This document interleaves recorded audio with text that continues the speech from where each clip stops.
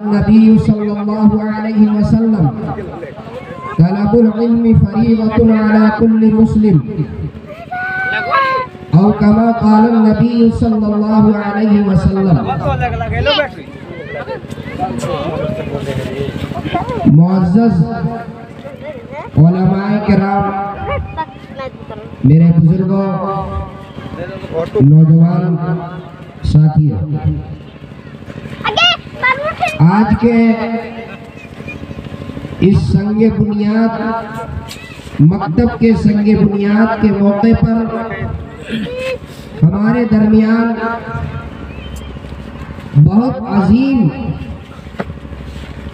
शख्सियत तशरीफ फरमा है। चंद अजीम शख्सियत तशरीफ फरमा है।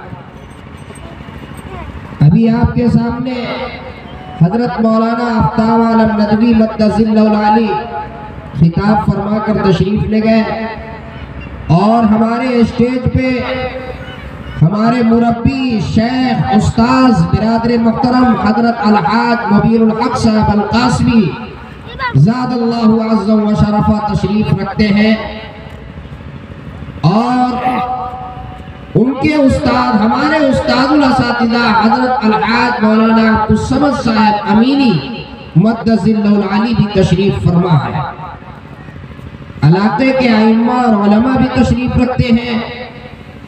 वक्त ज्यादा नहीं है, सिर्फ एक बात मैं मकतब के सिलसिले में अर्ज करूं और फिर आपकी खिदमत में एक गुजारिश करूं और मैं रुखसत हो जाऊं।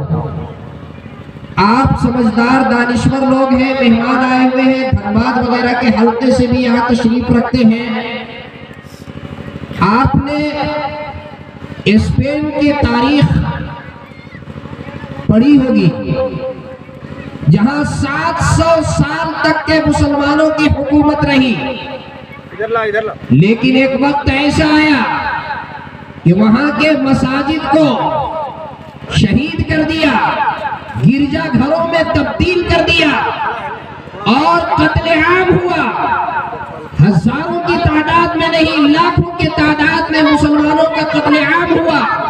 मुसलमान वहां से हिजरत करने पर मजबूर हुए और यूरोप के फ्रांस के मुल्क में, फ्रांस की सरजमीन में वहां से मुसलमान हिजरत करके और फ्रांस में आए, लाखों की तादाद में। आज यूरोप में अगर किसी मुल्क में फीसद के एतबार से मुसलमान ज्यादा मौजूद है तो वो फ्रांस में है। लेकिन वहां जो मुसलमान फ्रांस में स्पेन से चल करके आए, उन्होंने अपनी आने वाली नस्ल के दीन और इस्लाम की बका की फिक्र नहीं किया। उन्होंने इसकी कोशिश नहीं की कि आने वाली नस्ल के अंदर दीन, ईमान, इस्लाम का तहफ्फुज़ कैसे होगा। उन्होंने कोई मकतब कायम नहीं किया, उन्होंने मस्जिदें कायम नहीं की। आज आप फ्रांस जाकर के देखिए और पूछिए उन लोगों से जो पूरी दुनिया का सैर करते हैं। हमारे बिरादर मोहतरम हजरत अलहाज मौलाना मुबीनुल हक साहब अल कासमी मद्दसिल्लहुल आली जो सैकड़ों ममालिक का सैर किए हैं, आप हजरत से भी मालूम कर सकते हैं वहां पर मुसलमानों का हाल क्या है। वो शराब भी पीते हैं, वो खिंजीर भी खाते हैं, उनका इस्लामी शियार बाकी नहीं है, उनका इस्लामी लिबास महफूज नहीं है, कोई तशख्खुस नहीं है, कोई इम्तियाज नहीं है। इसकी वजह यह है कि उन्होंने आने वाली नस्ल के दीन और ईमान के तहफ्फुज़ की फिक्र नहीं की, इस्लाम के बका की फिक्र नहीं की।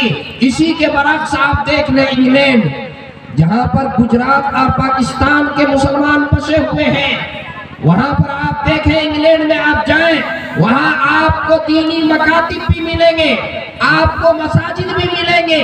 वहां पर जब ये लोग बसे तो इन्होंने अपनी नस्लों के दीन और ईमान का बका और उसकी तहफ्फुज़ की फिक्र की। चुनांचे इन्होंने जमात खाने बनाए, नमाज पढ़ेंगे तो जमात के साथ। इन्होंने मस्जिदें बनाई और इनका ये निज़ाम है, वहां पर तालीम लाजिम है।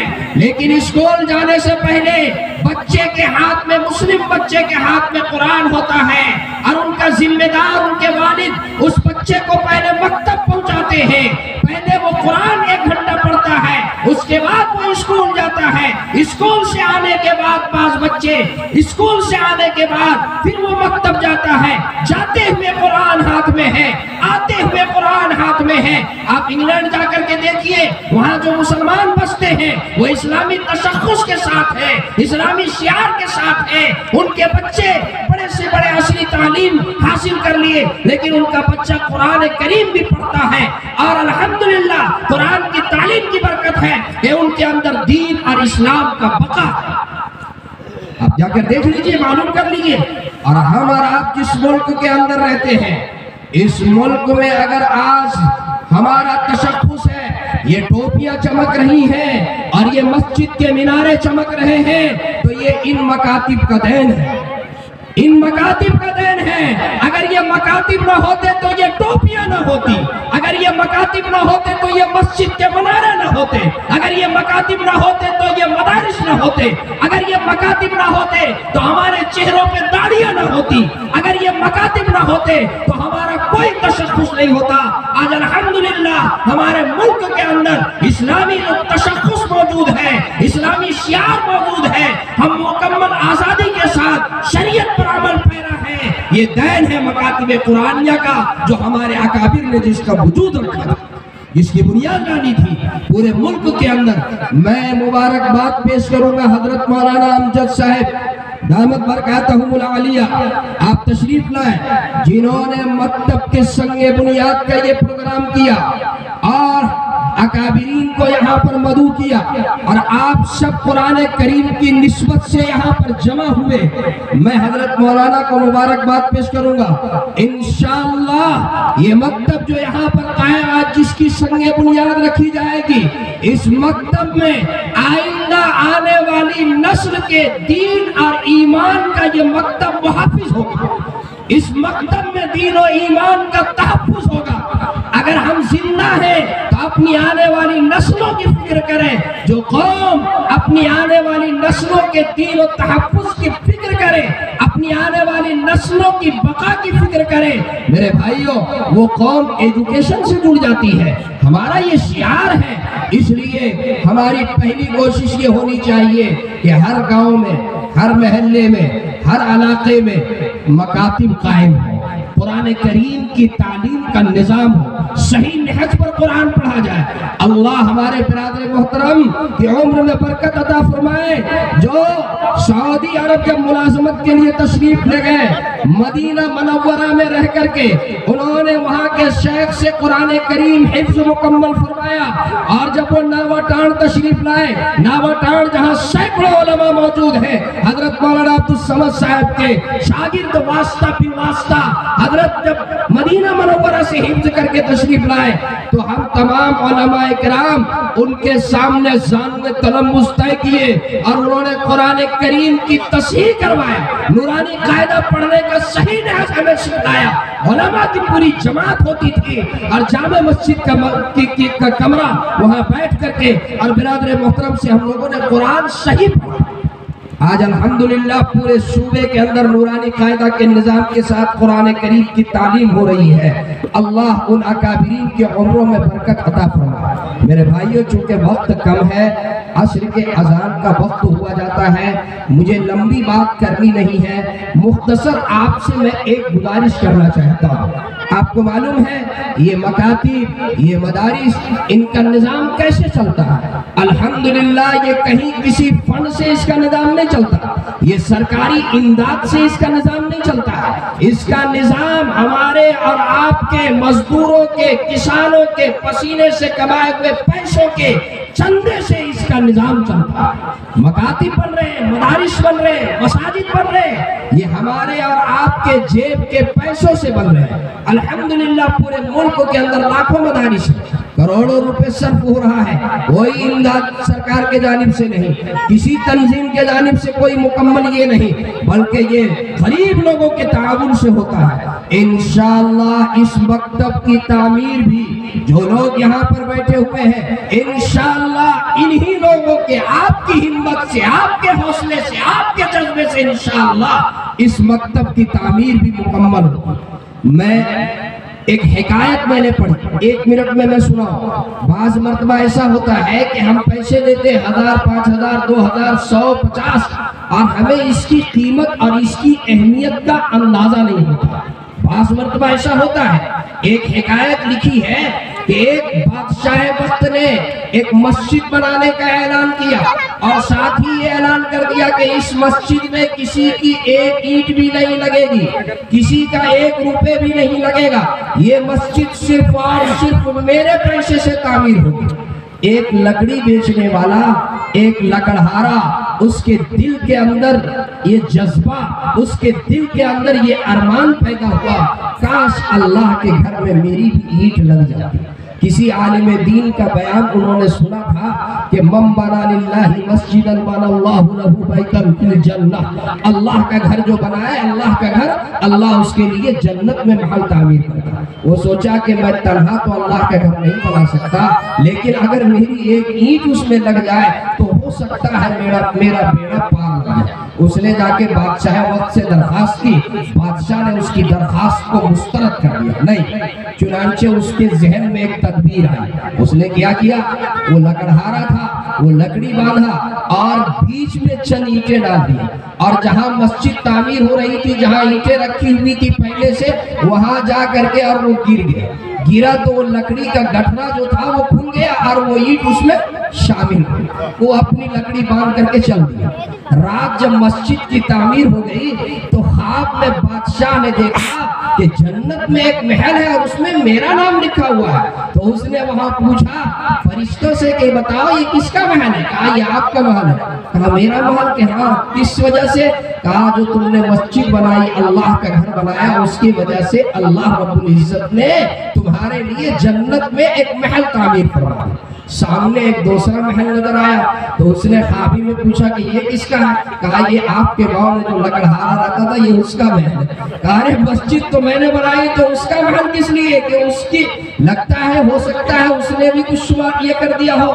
चुनांचे वो सुबह बेदार हुआ तो लकड़हारा को बुलाया और पूछा कि बताओ मस्जिद तो मैंने बनाई, तुमने भी कुछ उसमें लगाया?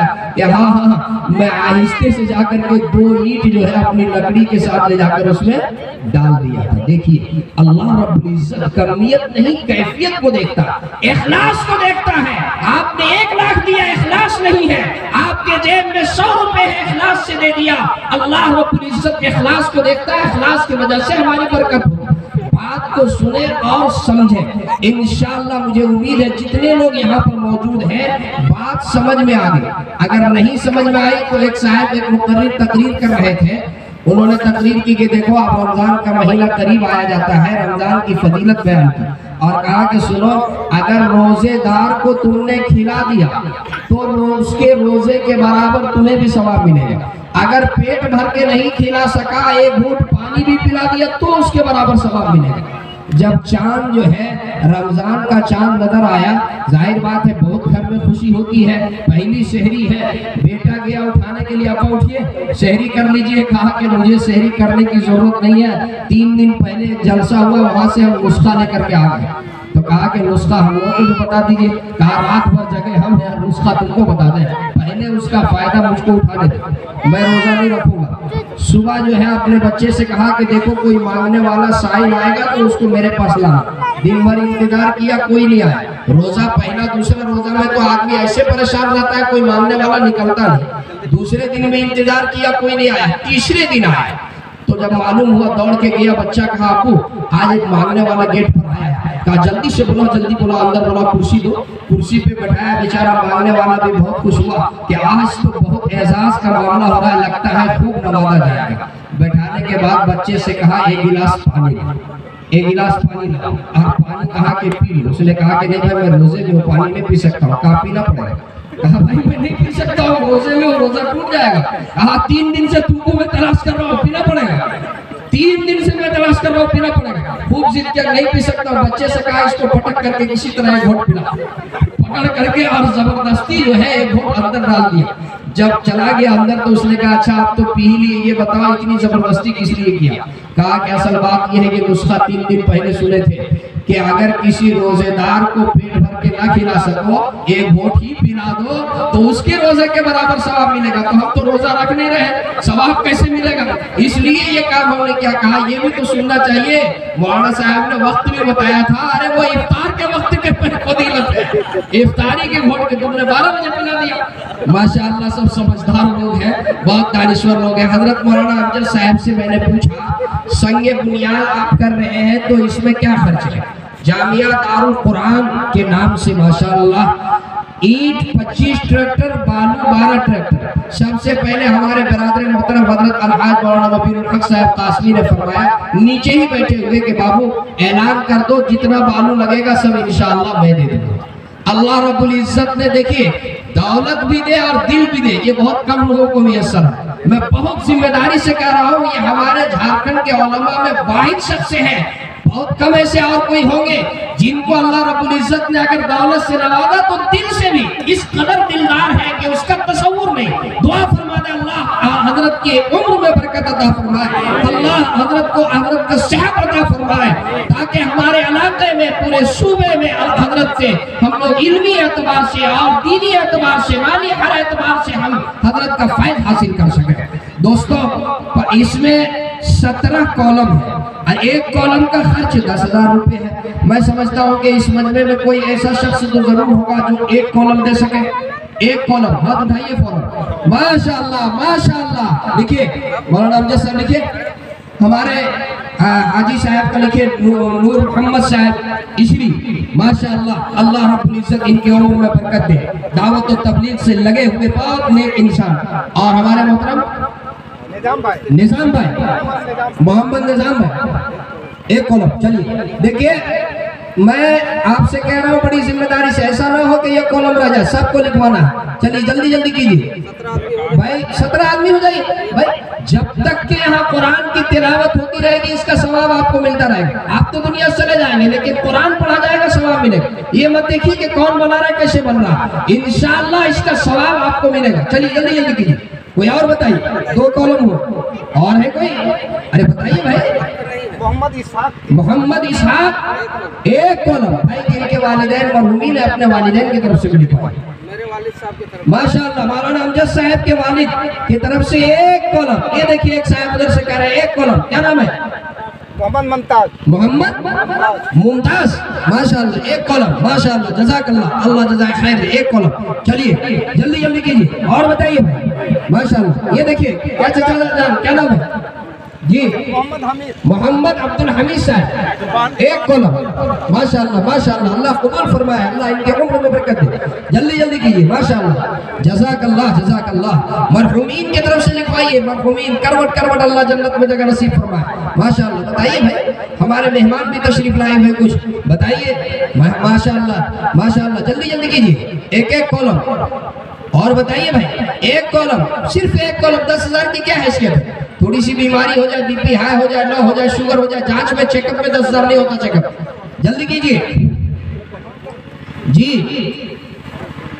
मेहमान रसूल के लिए बनेगा, कुरान की तालीम होगी, सवाब मिलता रहेगा। चलिए माशाअल्लाह। इसी तरीके से अगर कोई ईंट लेना चाहे, 25 ट्रैक्टर ईंट की जरूरत, एक गाड़ी ईंट हमारे मुश्ताक भाई की तरफ से लिखिए, एक गाड़ी ईंट मुश्ताक भाई की तरफ से लिखिए, माशाअल्लाह। 25 ट्रैक्टर ईंट की जरूरत है।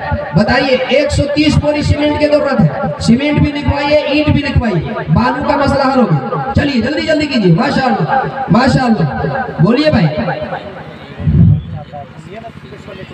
जी जी। एक बोरी ईंट की क्या है भाई? 330-40 रुपए की एक बोरी ईंट है। मैं तो समझता हूँ सीमेंट है, सीमेंट की क्या है, लेकिन सीमेंट आप लोग तो, मैं तो जानता हूँ कि हर आदमी सीमेंट देगा, लेकिन उससे पहले तरह ईंट वाला अगर कुछ हो तो बता दें। ईंट वाले बताइए, ईंट वाले बताइए, 1 ट्रैक्टर ईंट, 2 ट्रैक्टर ईंट, 5,000 रुपए की ईंट है। बताइए जल्दी जल्दी बताइए भाई। 3,000 में हमारे मौलाना सज्जाद साहब कह रहे हैं 3,000 में यहाँ पर मिल जाएगा। बताइए 1 ट्रैक्टर ईंट, हिम्मत कीजिए, हिम्मत कीजिए। अभी नहीं दे सकते, बाद में दे दीजिएगा, काम चलता रहेगा, इस बीच में पहुंचा दीजिएगा, बाद में मौलाना आपसे राब्ता कर लेंगे इंशाल्लाह।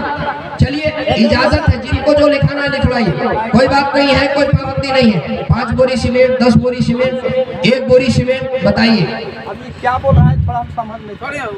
चलिए चलिए बोलिए बोलिए, लिखवाइए भाई, हर आदमी लिखाए। देखिए कोई ऐसा ना रहे कि यहाँ मालूम रहे, आखिरी है कि कम से कम एक बोरी सीमेंट तो हर आदमी लिखवा दे, कम से कम एक बोरी सीमेंट। चलिए दो बोरी सीमेंट लिखिए। नाम बताइए। जान मोहम्मद 2 बोरी सीमेंट। हमारा क्या नाम? अलीमुद्दीन साहब 2 बोरी सीमेंट। चलिए 5 बोरी सीमेंट। क्या नाम? नौमान बाबू। आपका क्या नाम है? देखिए उधर मौलाना साहब को देखिए, क्या नाम आपका? हाफिज मुबीन साहब, अलीमुद्दीन साहब। चलिए क्या नाम है बाबू? नियामुद्दीन। जरा हाथ उठाए रहिए। नियामुद्दीन साहब लिखिए 2 बोरी।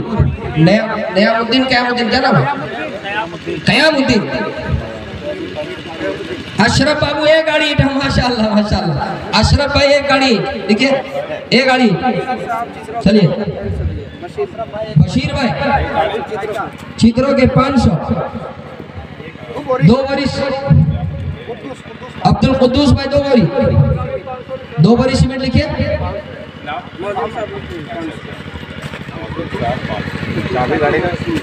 अब्दुल कुद्दूस भाई कोई जाए नहीं। अभी नमाज से पहले, दुआ से पहले मुमताज आतिफ साहब जो तर्जमान झारखंड आए हुए हैं, एक कलाम पेश करेंगे। बहुत बेहतरीन शेर पढ़ते हैं। अभी एक शेर का कलाम पढ़ेंगे, उसके बाद इंशाल्लाह हाँ, और फिर हजरत दुआ फरमाएंगे। चलिए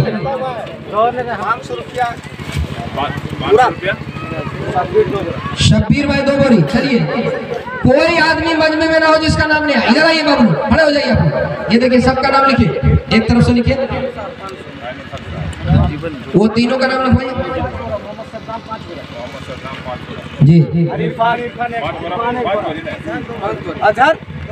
अजहर 2 बोरी। 2। इरफान बाबू 1 बोरी। चलिए यूसुफ साहब 2 बोरी। शरफुद्दीन साहब 2 बोरी। अल्लाह कबूल फरमाए, जज़ाकल्लाह अहसनुल जज़ा। अबू तालिब 2 बोरी। माशाअल्लाह। अल्लाह बेहद कबूल फरमाए। वसीम 2 बोरी। माशाअल्लाह जज़ाकल्लाह। मुझे उम्मीद है कोई ऐसा नहीं होगा जो कुरान करीम की निस्बत से यहाँ पर बैठा और वो नहीं लिखवाएगा, सब लिखवाएगा इंशाअल्लाह। चलिए 2 बोरी। क्या नाम बाबू? 2 बोरी। मुबारक। समीर 2 बोरी। चलिए अच्छा सुनिए, कुछ माँ बहने बड़ा जैसा बच्चों को भेज दीजिए, कुछ उधर से भी आ जाएगा। माँ बहने बैठी है ना, कुछ बच्चों को भेज दीजिए। ये शहीद 2 बोरी।